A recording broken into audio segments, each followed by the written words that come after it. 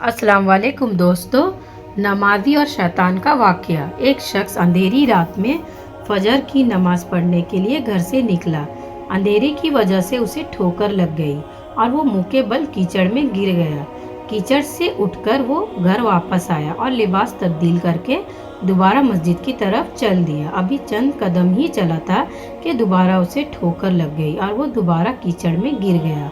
कीचड़ से उठकर वो फिर दोबारा अपने घर गया, लिबास बदला और मस्जिद जाने के लिए दोबारा घर से निकला।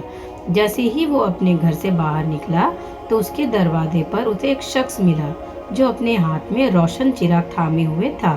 चिराग वाला शख्स चुपचाप नमाजी के आगे मस्जिद की तरफ चल दिया। इस मर्तबा चिराग की रोशनी में नमाजी को मस्जिद पहुंचने में किसी दुश्वारी का सामना नहीं करना पड़ा। वो खैरियत से मस्जिद पहुंच गया। मस्जिद के दरवाजे पर पहुंचकर चिराग वाला शख्स रुक गया।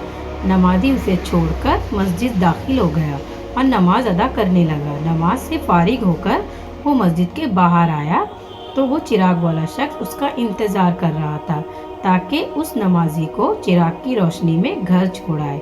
जब नमाजी घर पहुंच गया तो नमाजी ने अजनबी शख्स से पूछा, आप कौन हैं?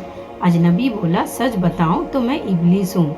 नमाजी की तो हैरत की इंतहा न रही। अजनबी की ये बात सुनकर नमाजी सोचने लगा, इब्लीस शैतान कैसे मुझे मस्जिद तक छोड़ सकता है? उसका काम तो लोगों को बहकाना है।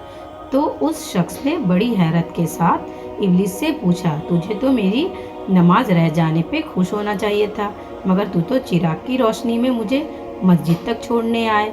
इब्लीस ने जवाब दिया कि तुम्हें पहली ठोकर लगी और तुम लिबास तब्दील करके मस्जिद की तरफ पलटे तो अल्लाह ताला ने तेरे सारे गुनाह माफ़ फरमा दिए।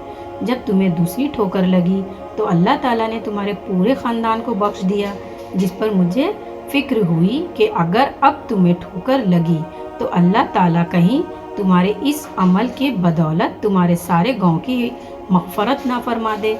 इसलिए मैं चिराग लेकर आया हूँ कि तुम बग़ैर गिरे मस्जिद तक पहुँच जाओ। उस शख्स ने जैसे ही ये बात सुनी तो उसने अल्लाह ताला की बारगाह में अपना सर झुकाकर अल्लाह का शुक्र अदा किया। तो दोस्तों, ये है हमारे रब की शान। सुभान अल्लाह। दोस्तों, वीडियो पसंद आए तो मेरे चैनल को लाइक, शेयर और सब्सक्राइब ज़रूर कर दीजिएगा। शुक्रिया दोस्तों।